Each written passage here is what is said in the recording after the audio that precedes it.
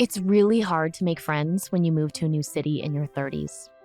It's also a weird time to make new friends when you move to a new city, you're in your 30s, and you're in the middle of a divorce. At the start of 2021, I filmed a holiday movie called Christmas in Tune. It was produced by Heartbreak Productions' Paula Hart and her daughter, Melissa Joan Hart. Now, if you're asking yourself, wait, Melissa Joan Hart, like Clarissa Explains It All, Melissa? Sabrina the Teenage Witch, Melissa, has been in all of my favorite Christmas movies, like every year for the last decade, Melissa Joan Hart? Yep, yeah, that one. While Melissa and I did meet, we didn't really have much time during filming to get to know each other. She did live locally in Nashville, but was busy balancing producing the film and being a mom to her 3 sons, while I was busy trying to act in the film and balance getting home to my 2 young daughters. It wasn't until last fall, when I was much more settled into living in Nashville, that I realized, I should probably try to make some friends.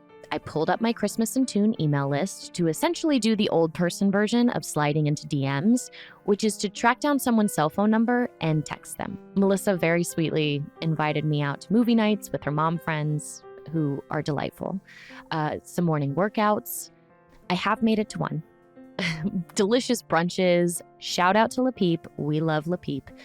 And then finally, we scheduled to meet up one-on-one for a walk around Radnor Lake State Park. Now, I'd recently had a big life change, and per my therapist, I was encouraged to make sure I had a support system, like a local friend to talk about things and feelings with face to face.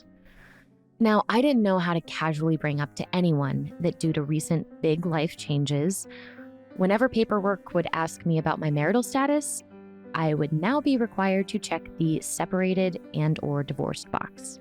Well, fun fact, there is no casual way to talk about the D word. Halfway into our walk around Radnor Lake, it all just came pouring out of me. One chaotic, emotional sentence and tear at a time. You know, one of those wounds that leaks gross stuff, may need stitches, and smells if you don't change the bandages.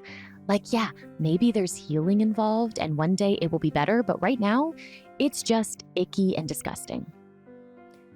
Lucky for me, I had a new friend who knew how to listen, had comforting things to say, and while she didn't necessarily help me change my emotional bandages, Melissa continued to check in and show up when I didn't even know I needed it. In the past, TV has always been my friend when I've felt lonely. Back when I was a kid, TV was one of my best friends. We had a standing date every Friday night, me and the television. The OG TGIF was my jam.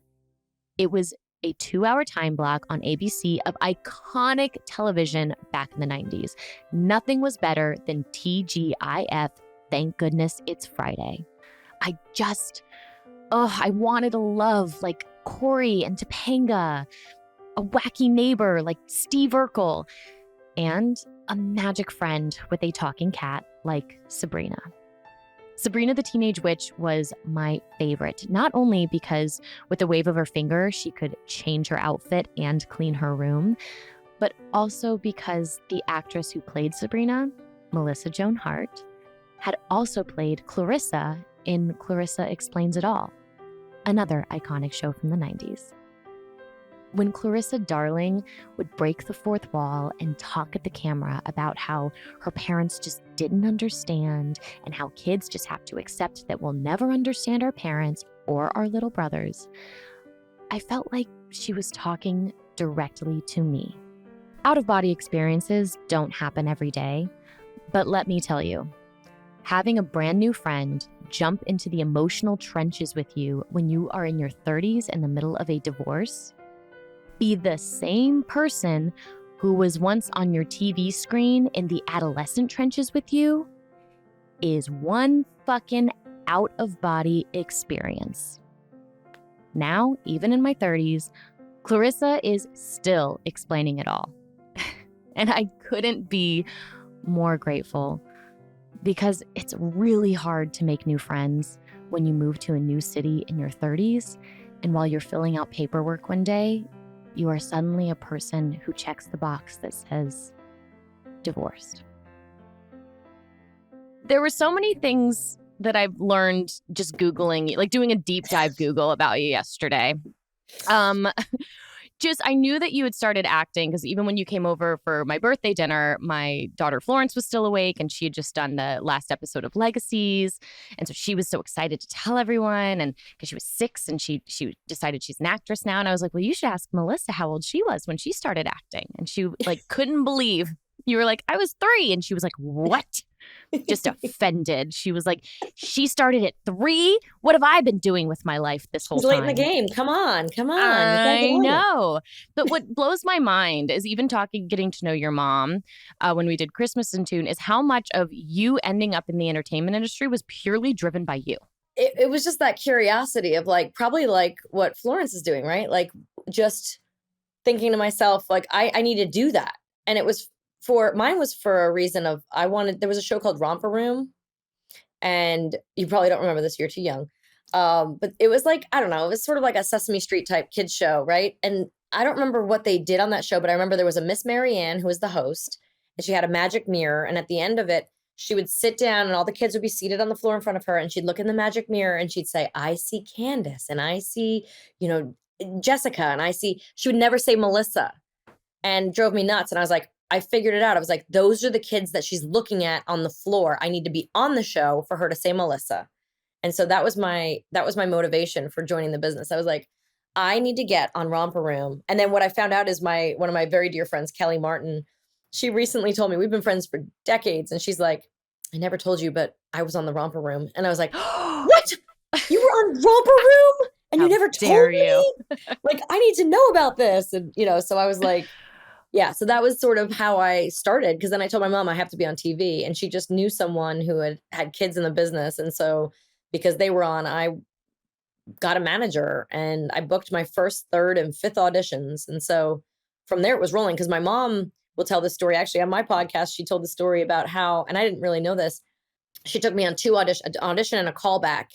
And then they called and said that I got the job. And she goes, well, I'm really sorry to say, we can't afford this anymore. We can't pay to go through the tunnel or, pay for the gas for my car to get to the city. It was an 1.5-hour drive every day into New York City.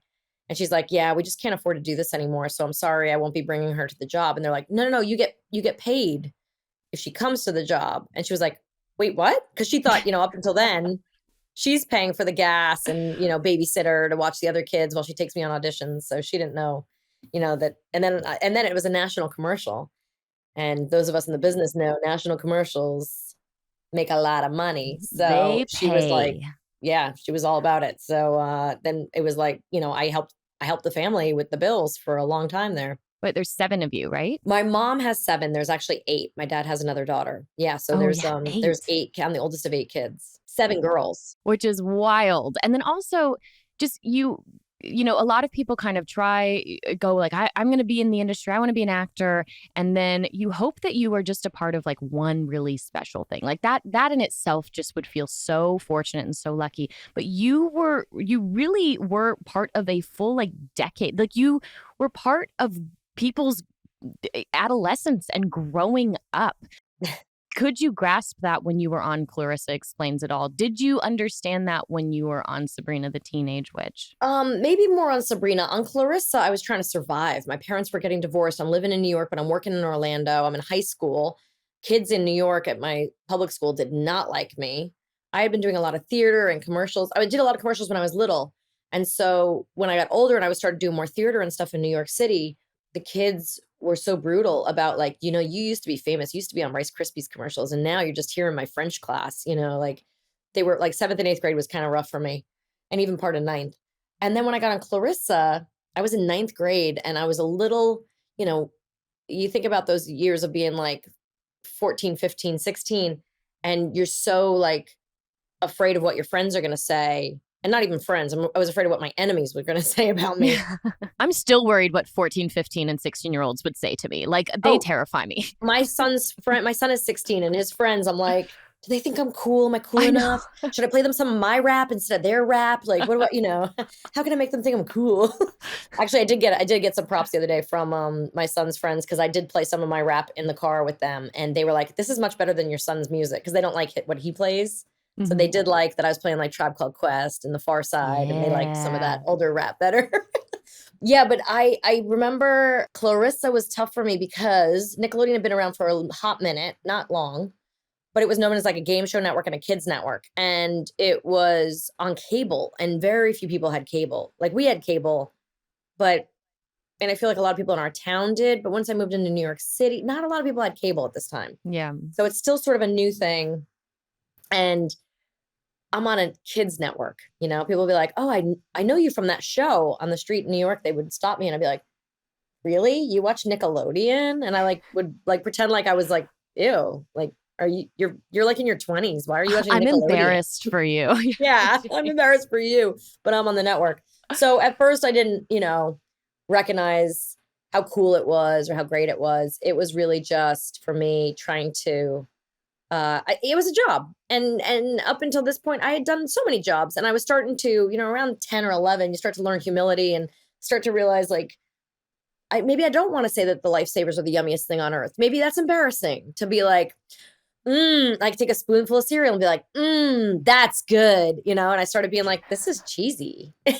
And when I was a kid, I didn't care. I'm like, oh yeah, that bread, best bread I've ever had. That Tylenol, best drug I've ever taken. Like, everything was like, I could just blow it up to be like the greatest thing ever. And all of a sudden you hit like 11, 12 and you're like, not cool anymore. And that's how it felt like doing Clarissa. I knew Clarissa was cool.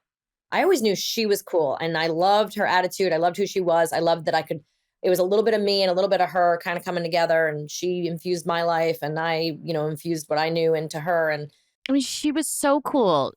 She had a ladder where a boy, like a cute boy who was her best friend, would like crawl into her room. She had the best style, broke the fourth wall, and would like talk to you directly through the camera. Like, I was scared to even look at my peers face to face at that age. And she's like, let me tell everyone who's watching this TV show how it feels to be a teenager, and, and have an opinion about her parents. And it was, I rewatched a little bit of it before talking to you today, just to like jog the memory of how fucking cool it was. What was the time difference then between Clarissa and Sabrina? There was only enough time for me to go to like 1.5 semesters of college. No, not even. I graduated high school about the same time. So Clarissa, we only did 13 episodes a season. So was it 13? That's impossible. How do we get to 65? I don't know. Something like that. So it was like 13 to 15 episodes a season. And I would do those down in Orlando. And then I remember I got done with the show around like January, like right before the holidays, maybe in 1994. I graduated high school right after that. And then by 95, I think I was doing the movie. And by 96, I was doing the series. So I did a movie first in Vancouver. Which your mom bought the comic for $1. Sabrina the Teenage Witch. Bought it for $1. I just want to say, like, Kris Jenner, before Kris Jenner was Kris Jenner, there was Paula Hart. There was Paula Hart and all her daughters. Yeah. And all of her daughters. Yep. It is wild to me. I love your mom. I love, love, love her. What a freaking badass. She is. Because people weren't just buying IP. There was no like Reese's Sunshine Book Club where like before a book was even written, you're just buying it. Like, that wasn't a known thing. So it is so wild to me that she had the wherewithal just to be like, yeah, we'll buy it for $1. Finding IP like that, right? So it was interesting because it was also like she she knew, because of my Clarissa fan base, she knew branding. Like, she just sort of took to that, like, you have a following of people from TV, why are you going to go play Lolita? Like, I was auditioning for these movies and shows, and the roles were really racy. Like, everyone wanted me to play like a sex pot or something. And so she was like, no, like, you have a fan base. You're not going to go away from that. We should find you something within that. What she missed about television when I was growing up, and now she had younger daughters that weren't able to experience the same thing. She really missed sitting down with us and watching shows with us. She was like, all these shows I'm watching, I don't want to watch with my kid. Like, let them watch it. I'll watch something. I'll watch my show. But she missed family television. So she was like on a mission to bring family television back. And that's how she found Sabrina. She was in a school playground. Another producer was there and said, hey, I found this comic book. it's been around since the 60s, but, you know, nobody's done anything with it. It's an Archie comic. Do you want to, you know, make this movie? So these people wrote the script, and my mom brought it to our contact at Nickelodeon, which was Viacom Studios. And so Viacom was like, yeah, we'll do this. Let's sell it to Showtime. And it became a Showtime movie. But my mom the whole time was like, this would make a great series. And they're like, we'll see. And she's doing the movie. She's like, guys, this will make a great series. And they're like, we'll see. And then she's in the editing bay, as she is right now today. She's actually on a call with Lifetime right now, editing my movie that I directed. And I'm like, she was like, you want to get on this call? I'm like, no, you got it. But she was in the editing bay, and she had the editor cut together a trailer of like what it would be like if Sabrina was a series. Wow. And she brought it out to LA. I thought she was full of crap. I was like, yeah, good luck. But she took it to LA. She went in and met with 5 networks, and got 3 offers in the room, which doesn't happen. Like, yeah. There were a few things on Sabrina that don't happen. Like, so I was like 20 when I started. So I was never a teenager playing a teenage witch. But we never are. I was 20. We're never teenagers when you play teenage vampires either. You're giving birth to witches, and I'm playing a witch, and we're always much older than we think we are. I mean, than people think we are. Yes. I should have been like Sabrina, the quarter life crisis witch, like way early on, right? Yeah, I mean, there were just so many things that happened on that show that were just so like miraculous. Like on a TV show, you know, usually, and this is the way it goes for a lot of actors, you do pilots, right? You do a lot of pilots. So pilots, like when you are basically auditioning a show, you do an episode of the show, everybody sees it, the network decides if they have place for it, if they want to actually put the money in and develop this.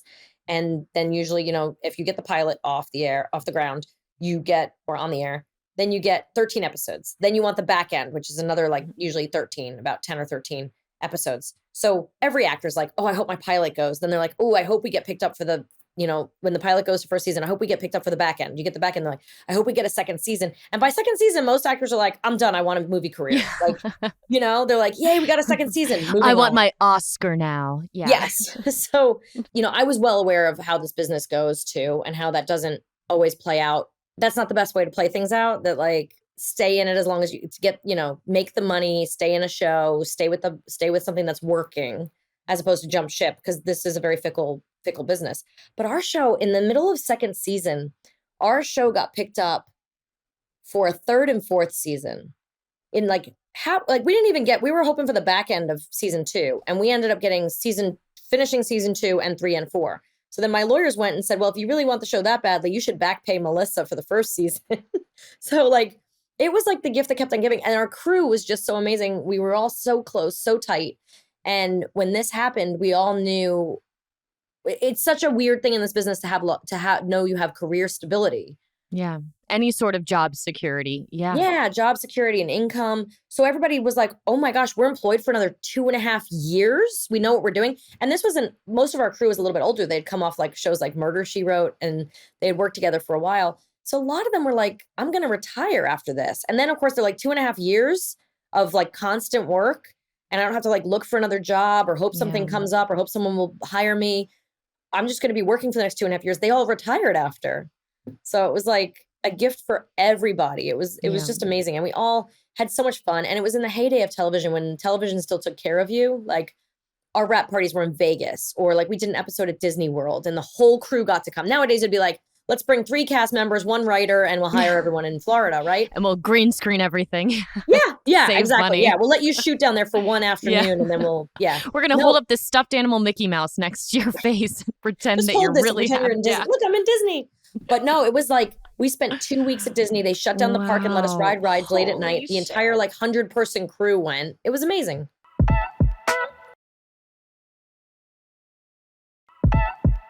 When I was auditioning for Vampire Diaries was a time when TV was considered not cool in the industry. Like it was, gosh, could you imagine being stuck on a TV show? And I'm like, I just want a job. My dream is to be stuck on a TV show for years and years and years. I remember even being at an event after Vampire Diaries has been on the air, and there was like this like Australian dude who like just made it to LA, like, you know, networking the event and just like chatting with like a whole group of actors, you know, that I was just kind of like standing there socially awkward with my cocktail. And he was just like, you know, with pilot season, could you imagine like, you know, being on some like CW show? Ugh, how embarrassing that would be. And I was like, oh yeah. And he's like, what do you do? And I'm like, I'm on a CW show. And he was like, oh, and I was like, yeah, you know, it's the job security is really nice. Like I actually wasn't late to the party because I could afford to valet my car because I'm working on one of those embarrassing CW shows. But I'm working, I'm acting. But did you ever get caught up in in the like I need to be, I want an Oscar or bust. What am I doing with my life? Like the fact that you had that moment with like commercials where, funny enough, like my version of auditioning for commercials was as an adult just looking to make money, and I was just like, yeah, I'll do a cheer about meat. Go meat. Oscar Mayer's the best. And see, when I was little, I was motivated by Barbie dolls. And then there was a point where I didn't want Barbie dolls anymore. And I was like, this is stupid. Why am I doing this? And then later on, of course, it becomes, I want to put gas in my car. Yeah. You know? Yeah. So yeah, I love, you know, life cereal. Let's do it. You know, whatever. Yeah. Like, but yeah, no, I had a lot of those moments. And especially on Sabrina, it was, first of all, when Sabrina came out here, I don't know if you can see behind me. Of course, there's my Drive Me Crazy poster, but there's the side of the bus with me on it for Sabrina. Oh my gosh, I love it. Half of it's ripped off on the other side, and the other half was Clueless. But that might be the only ad where it was, actually, you can still see the C from Clueless. But that might be the only ad where it was like 50-50, because everything was like, every People magazine or whatever had 3/4 of the page was like Clueless, starring this, doing that, blah, blah, blah, blah, blah. And on the bottom, and then stick around and watch Sabrina. And within one season, Clueless was moved to, I think, WB, and we were like, we held up the night. Like became TGIF. And so it was, and I think Clueless lasted like 2 or 3 seasons or something, but it wasn't the huge hit that everyone expected it to be. So, and Sabrina ended up being like this little, we always called it like the little show that could, because everyone was like, yeah, that show about the witch or whatever. And then it like grew legs and lasted for 7 years and still lives in people's hearts. And but it was constant. I was constantly told, I was like, you know, runner up, or and then, you know, anytime I was out in public, it was, well, you're a TV star. Like, it wasn't like actress Melissa Joan. It was like TV star, like keep you in your place, like not a movie star. And I was told if I wanted to be a movie star, I had to lose another 10 pounds. So I tried to be bulimic for one day. That did not work. I was like, maybe I could do Coke. That sounds fun. No, it's too expensive. Like the Coke prices are really up these days. I'd have to do another Life commercial. I hear it's addicting and you want more. Yeah, I'm not going to try that kind of stuff. No, that's like the one thing I was like, I'm going to stay away from that. Yeah, because it sounds great and expensive. So I'm not usually doesn't go well for the long-term plan. Yeah. No, same with shoes. I never got addicted to shoes. I was like, I can't be spending money on shoes. That's ridiculous. No. Very Purses, smart. yes. Shoes, no.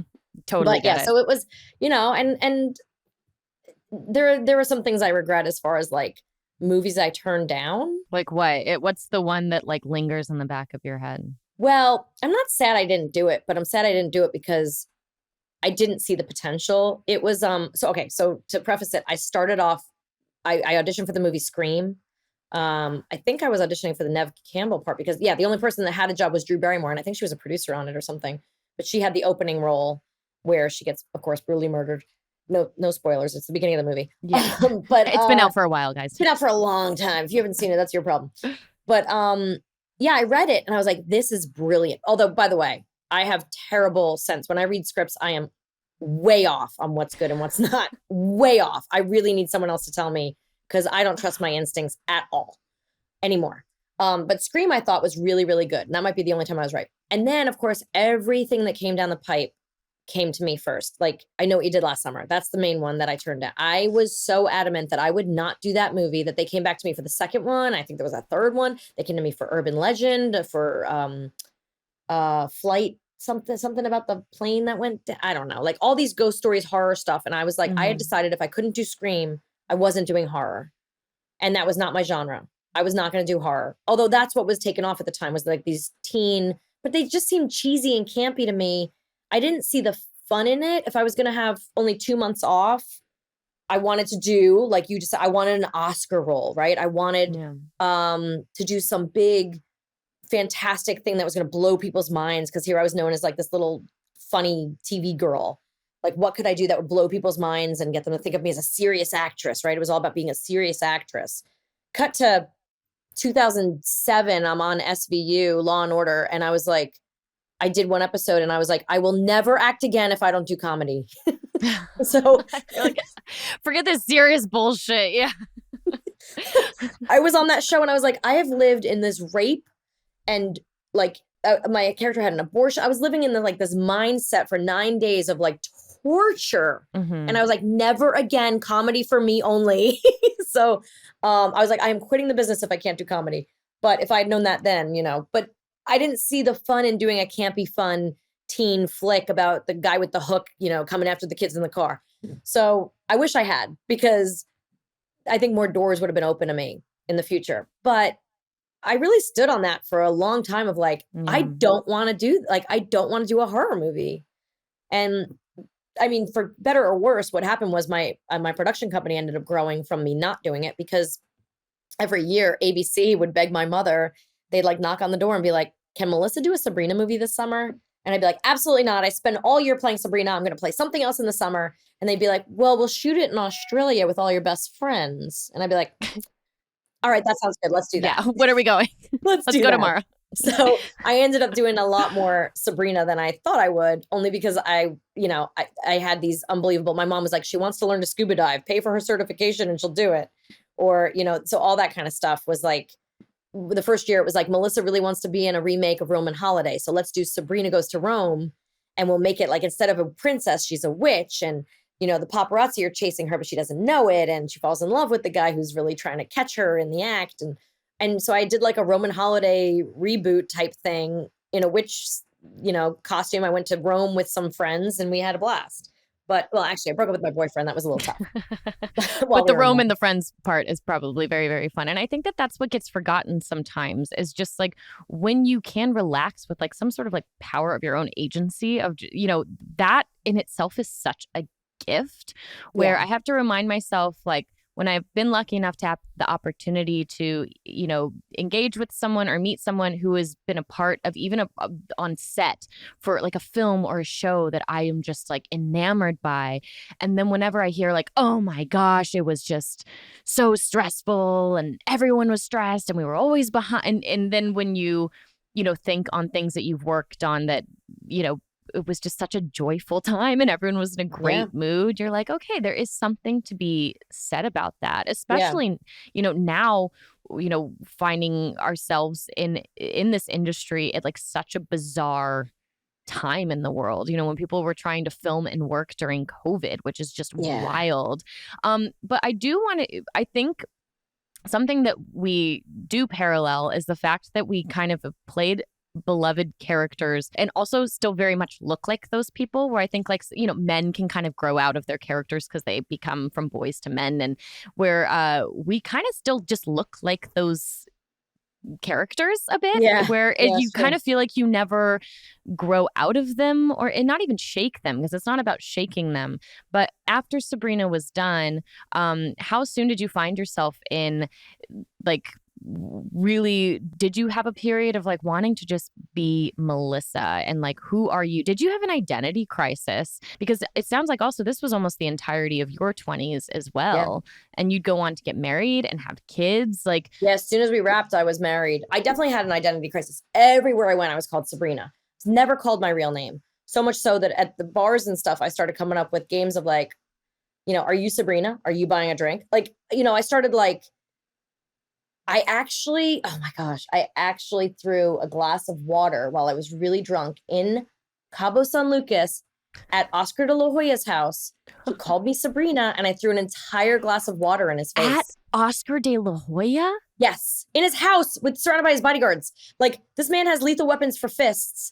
And I decide that that's the moment to stand on my principles of, I won't be called, that's not my name. Learn my name if you want to hang out with me. Like, I'm in his house. Oscar de la Hoya.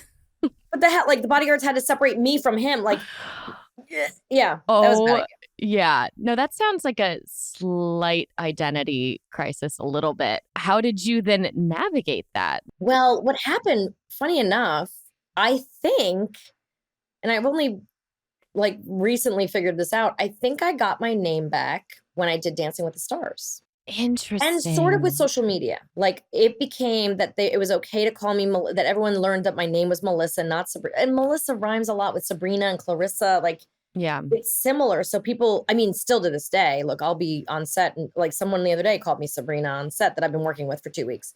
But so it happens and I get that. But I think it was Dancing with the Stars. That's where I've always given it credit. But now that I think about it, Dancing with the Stars is also kind of the start of Twitter for me. It was 2009.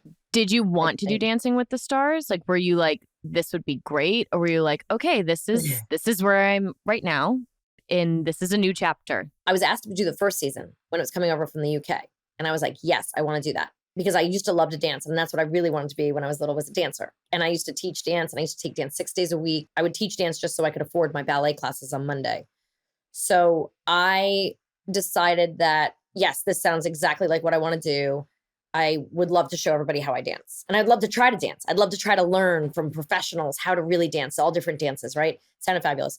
I was under contract with Fox at the time for a show I was going to do. So they wouldn't let me on my contract to do an ABC show. It was only like 10 weeks, but they wouldn't let me out of the contract in case the pilot went. Of course, it didn't. Turns out I was pregnant anyway, so I would have had to quit.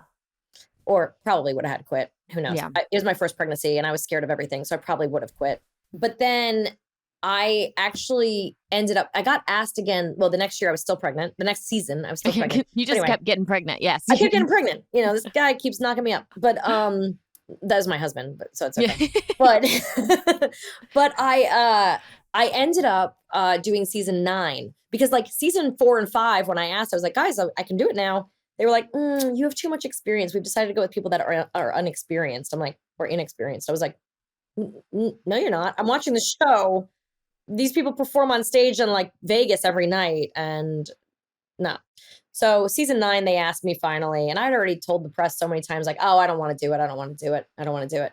And my friend Soleil, I don't know if you know Soleil Moonfry, who was on Sabrina with me, but she was known as Punky Brewster when she was a little girl.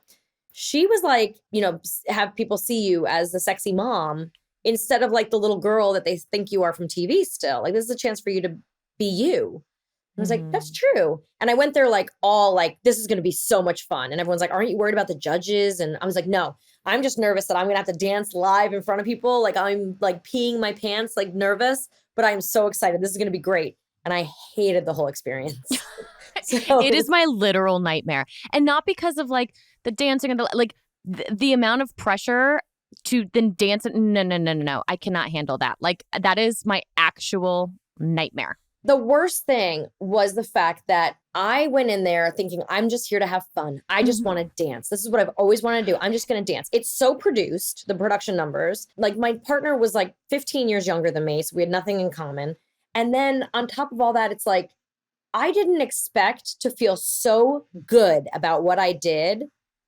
And I thought if I screwed up, I would know and the judges would reflect that. But that very first dance, I didn't miss a step. I didn't pee in my pants. I didn't fall over. Which like after having kids, that is a big deal on top of nerves. Just want to say. I survived and I got every step right. It might not have looked gorgeous, but I got every step right, which I thought should count for a 10 somewhere. And then they're like 5, 5, 4. I was like, maybe it was 6. I don't even know. But I was like, floor, like you're on cloud 9 and you quickly drop to like you're in a low level of hell. You're like, what just happened here? I was so proud of myself and y'all just like shit on me. Like, and all of a sudden I was like, oh, I guess I do care what you guys think, because I mean, I was out here to perform, but I didn't like cut it or whatever, which was just a weird feeling because I'd never really been competitive before.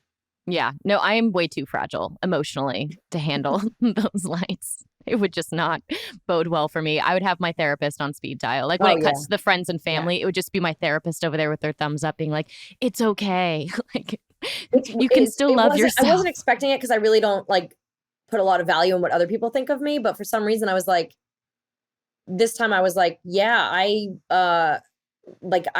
was just afterwards. You're like literally floating on air. I survived. And then you're like, and you're like, oh, okay. That wasn't good. What did I do wrong? Then you got to go back and watch it. And you're like, did I screw up really bad? Was I terrible? Like, what did I do?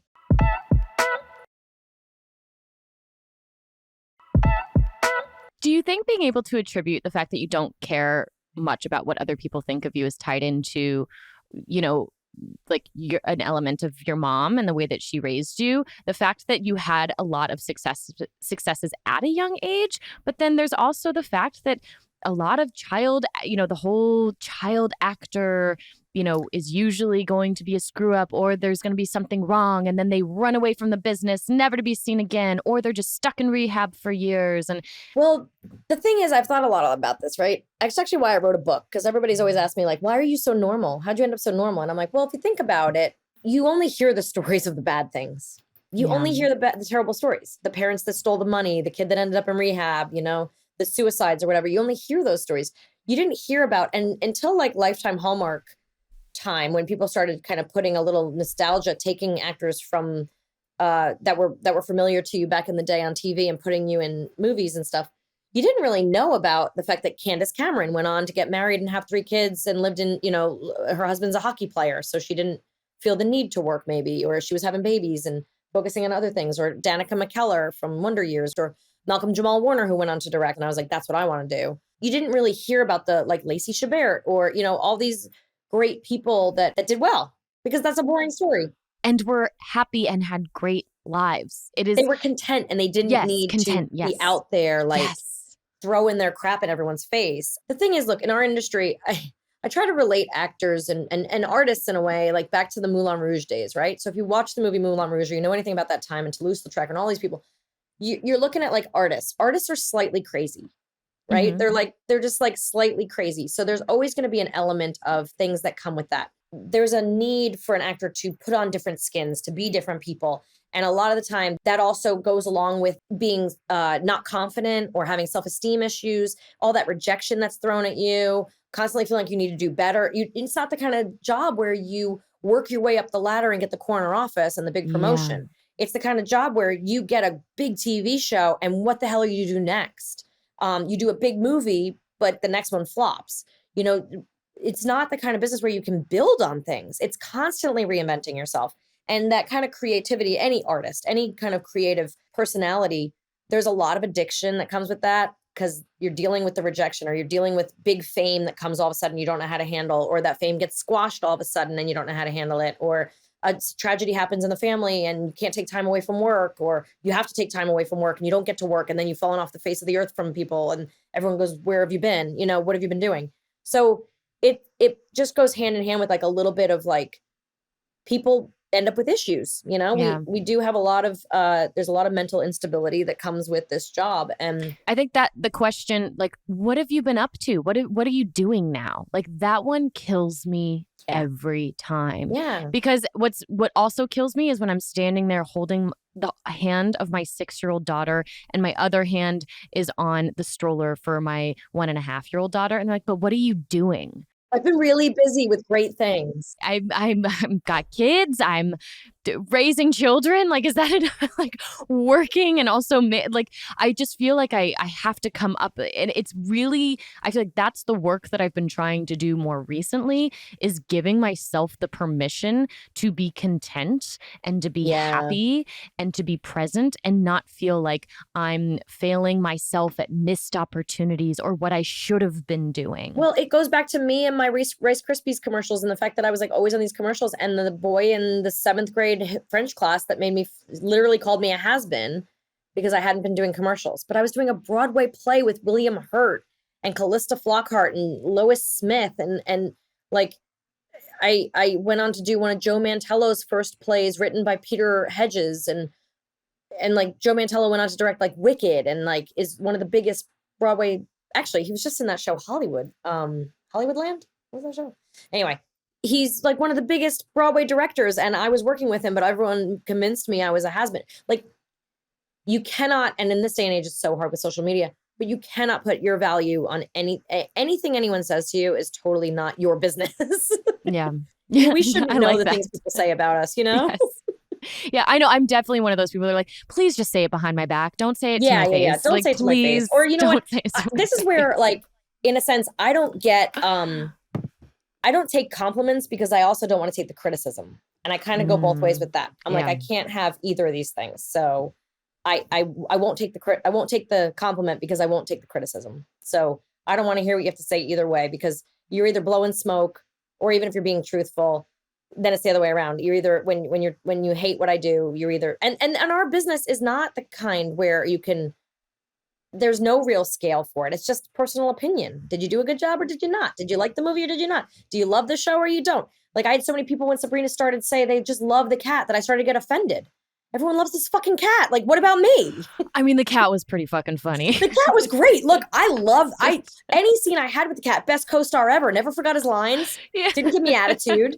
You know, the freaking thing sat there on a desk and someone underneath had a joystick, and Nick Bakay is off in an office somewhere recording the voice. It was amazing. But I started to get there was a moment there where I got jealous of everybody, like, loves the cat. Oh, fine. Like, love the puppet. Like, what is this, the Muppets? You know, like. I know, it is funny too when you start thinking like, oh, well, this is the project that people like respect, and it makes you like a real actor. Whereas, like, you know, a very small amount of the population saw it, and then you have something else where you're like, well, no one's really paying attention, and then you look at the numbers and you're like, holy shit, everybody watches this.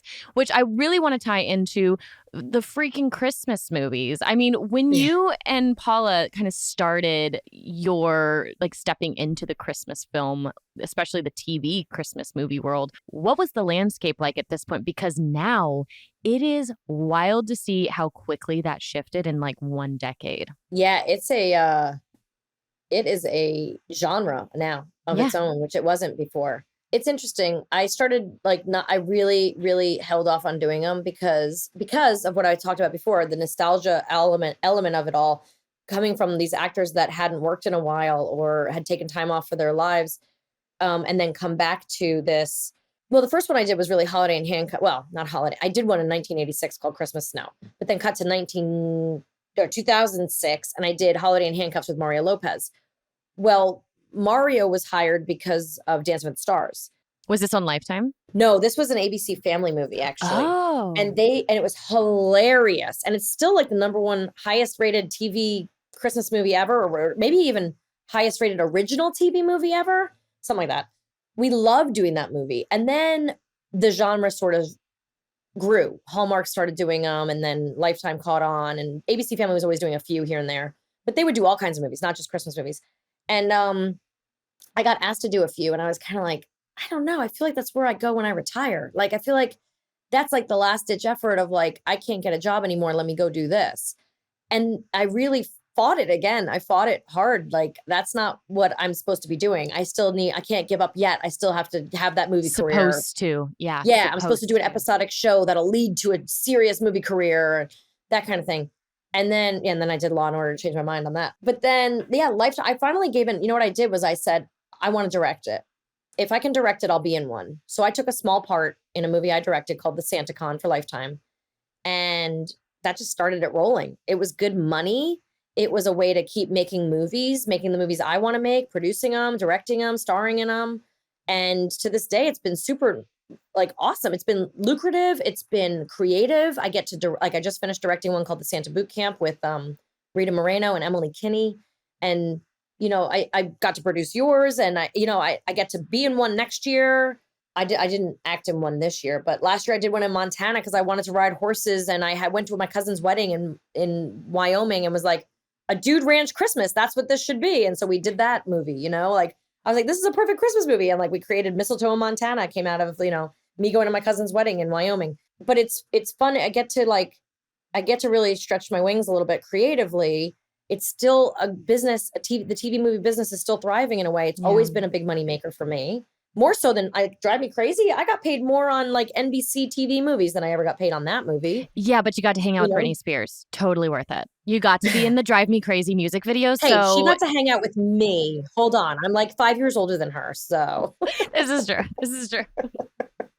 I just that music video is so iconic, and the Sundays and Well, that leads to my Superbloom moment, actually. Oh man, but you got to go pick up your son.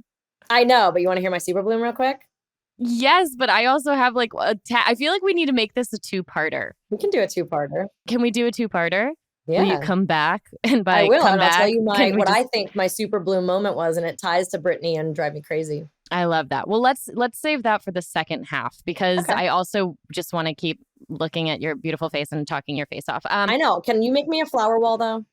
No, never again. That is my rule. I'm never fucking doing that again. You It took have so to. long. You have to make me one. No.